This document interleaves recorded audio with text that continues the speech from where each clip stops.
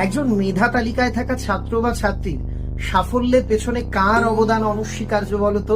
তুই বলবে স্যার আমি জানি অমুক প্রকাশনীর বইয়ের অবদান অনস্বীকার্য।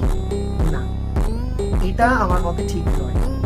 একজন ছাত্র বা ছাত্রীর সাফল্যের পেছনে সবচেয়ে বড় অবদান তার নিজের, তার পরিশ্রমের, তার মেধার, তার সততা।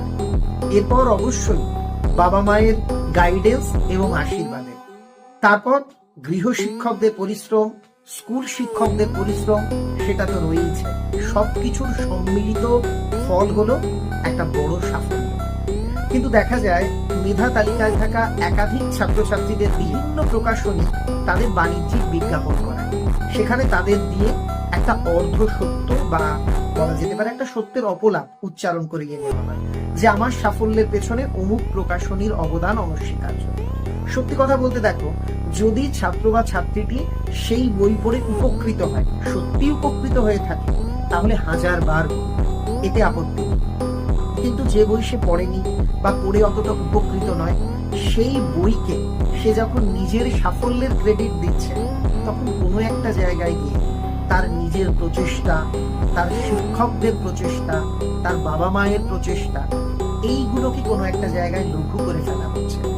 বিজ্ঞাপন হতেই পারে, বিজ্ঞাপনের আমি বিরোধী নই। স্টুডেন্ট বলতেই পারে আমি দেখলাম এই বইটি যথেষ্ট ভালো, ছাত্রছাত্রীরা এটা পড়তে পারো, এই কথায় কোনো অপরাধ নেই। কিন্তু আমি যদি ক্রেডিটটা শুধুমাত্র একটা বইকে দিয়ে দিই, বলি যে তার অবদান অনস্বীকার্য, সেটা কি আদৌ সত্য বচন হয়? তাই যারা মেধা তালিকায় আসতে চলেছ, আমি সেই সমস্ত ছাত্রছাত্রী বন্ধুদের বলবো, বিজ্ঞাপনের অফার যদি তোমাদের কাছে আসে, তোমরা প্রয়োজন অনুসারে বিজ্ঞাপন করতেই পারো, কিন্তু সেখানে তাদের শিখিয়ে দেওয়া ওই শব্দগুলো বলে অন্য শিক্ষকদের প্লিজ তোমরা তাদের অবদানকে অস্বীকার করো না। তোমরা যদি আমার বক্তব্যের সঙ্গে সহমত হও, এই ভিডিওটাকে শেয়ার করো বা কমেন্ট বক্সে তোমাদের মতামত লিখে জানিও।